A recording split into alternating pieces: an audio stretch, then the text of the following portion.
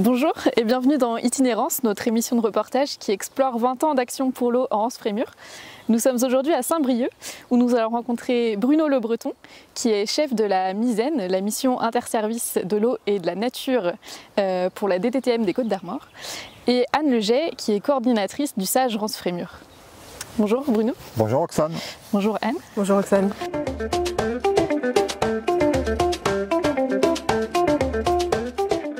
Il y a 20 ans, en 2004, la Commission locale de l'eau finissait de rédiger son premier schéma d'aménagement et de gestion des eaux, qui a été du coup approuvé par le préfet à cette époque-là. Comment tu vois le rôle des sages dans la politique de l'eau, et puis quelle est la place particulière du sage Anse-Frémur Baie-de-Beausset? Alors je pense que les commissions locales de l'eau, on a beaucoup parlé à un moment donné que c'était les petits parlements effectivement de l'eau d'un point de vue territorial et l'échelle effectivement de votre territoire. Je pense qu'ils sont véritablement devenus des parlements effectivement de l'eau. Les premières commissions locales de l'eau, pour m'en souvenir un petit peu, c'était parfois un petit peu conflictuel, ça pouvait l'être entre les différents acteurs. Ce que je remarque maintenant, c'est la capacité des commissions locales de l'eau à faire travailler l'ensemble des acteurs ensemble. Et ça, c'est quand même une plus-value qui est absolument essentielle. C'est-à-dire que tout ce qui a pu se mettre en place au niveau des commissions locales de l'eau, de planification, d'initiative, c'est bien parce que les acteurs ont partagé à un moment donné un intérêt général plutôt que parler de leur intérêt particulier. Ouais. Ils sont passés, à mon avis, au démarrage des sages, où on affrontait plutôt des intérêts particuliers pour essayer de trouver de l'intérêt général, à un partage maintenant de l'intérêt général qui fait que, notamment avec les études hydrologie, milieu, usage, climat, on voit bien qu'il y a quand même une convergence. Alors, il y a toujours des intérêts particuliers qui vont jouer, mais on voit bien que les acteurs essayent d'agir effectivement dans l'intérêt général. Quand on a travaillé sur les inventaires des cours d'eau, on voit bien que dans la plupart de certains départements, pour ne pas les citer, on a en gros les cours d'eau qui représentent les cours d'eau IGN. Dans le département des Côtes-d'Armor, mais grâce au travail conjoint qui a été mené avec les commissions locales de l'eau et les sages, on a quand même multiplié par 1,5 voire 2 sur certains sages le linéaire de cours d'eau.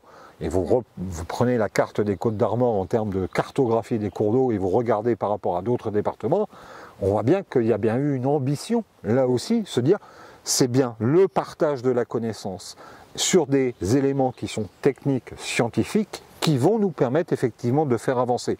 Si on ne protège entre guillemets qu'un linéaire sur 2 de cours d'eau, on ne gagnera jamais la bataille en fait de la protection des cours d'eau. Et ça, je pense que c'est du travail au long cours, parce que le fait de partager les enjeux, de présenter les enjeux, de documenter les enjeux depuis 20 ans, ça permet aujourd'hui effectivement d'avoir, dans le département des Côtes-d'Armor, d'être peut-être en anticipation des problématiques par rapport à d'autres territoires français. Ah oui, mais c'est évident, mais c'est aussi parce qu'il est fait un énorme effort de la part des commissions locales de l'eau et de la part du SAGE Rance notamment, sur la pédagogie. C'est-à-dire qu'il ne sert à rien effectivement d'aller affronter les gens en leur disant c'est comme ça, faut-il leur expliquer effectivement les enjeux. On a eu un gros changement en 2013, la forme réglementaire des schémas d'aménagement des eaux a changé et d'un recueil de dispositions, on est passé à un document avec une partie réglementaire, avec un nombre d'articles restreints mais qui ont une véritable portée juridique.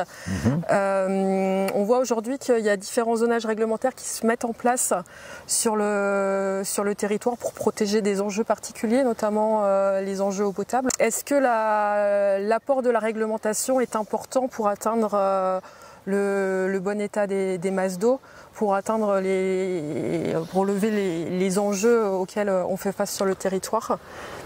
Alors, la situation d'il y a 20 ans n'est plus du tout la même. Et parfois, l'ensemble des acteurs, peut-être nous aussi, l'État dans un premier temps, on a parfois du mal à voir que les choses ont quand même évolué. que ce soit notamment sur les aspects nitrates. On a certes des gros problèmes sur les aspects phyto, et autant je pense qu'on avait des soucis structurels, notamment dans le monde agricole, on avait des excédents d'azote, on avait etc. On n'est plus du tout dans la même situation. Hein, on n'est plus du tout dans la même situation aujourd'hui. Et donc il faut aussi changer un peu notre regard sur le tout réglementaire, entre guillemets, qui devait permettre de gagner. Hein, effectivement, la bataille, notamment des nitrates, parce que c'était ça. Alors, on continue malheureusement, c'est vrai, à faire toujours beaucoup de réglementation sur les nitrates, toujours avec des objectifs de moyens. On voit bien qu'on arrive à une certaine limite, parce que là on ne sait plus faire. Hein. On ne sait plus faire parce que les enjeux ne sont plus les mêmes, que les structures d'exploitation ne sont plus les mêmes, que la façon de fonctionner non plus n'est plus du tout les mêmes. On peut réussir à faire du gagnant-gagnant. Faut-il là également qu'on soit en capacité de faire de la pédagogie. Hein. Le réglementaire, oui, peut-être pour un certain nombre d'aspects, hein, qui sont vraiment, ou qui seraient vraiment aberrants, entre guillemets, en termes de pratique, mais sur le reste, ça va être difficile, parce qu'on ne peut pas faire du zéro phyto, clairement, sur des captages en eau superficielle. Donc ça veut dire qu'il faut qu'on travaille à la fois sur ces risques phyto par rapport aux pratiques, mais qu'on travaille également sur les solutions fondées sur la nature. Hein.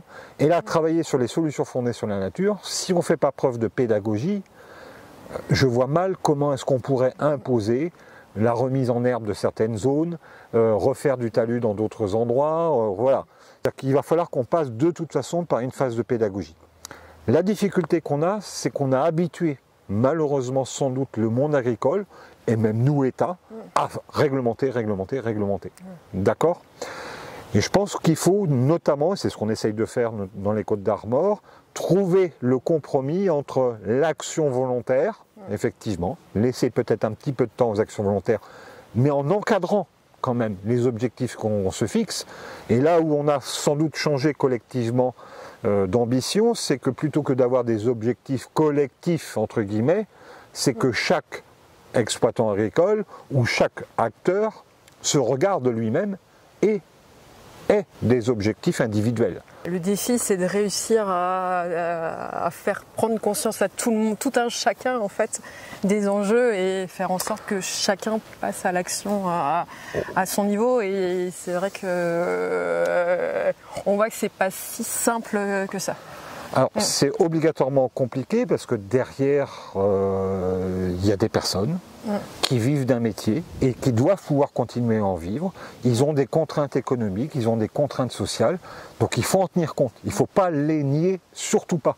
Ces contraintes économiques, ces contraintes de filière qu'il peut y avoir aussi, parce qu'aujourd'hui un agriculteur il est dans une filière avec un débouché sur un type de produit. Il ne faut pas la négliger. Voilà. Et donc ça veut dire qu'on a besoin de tous les acteurs si on veut gagner la bataille.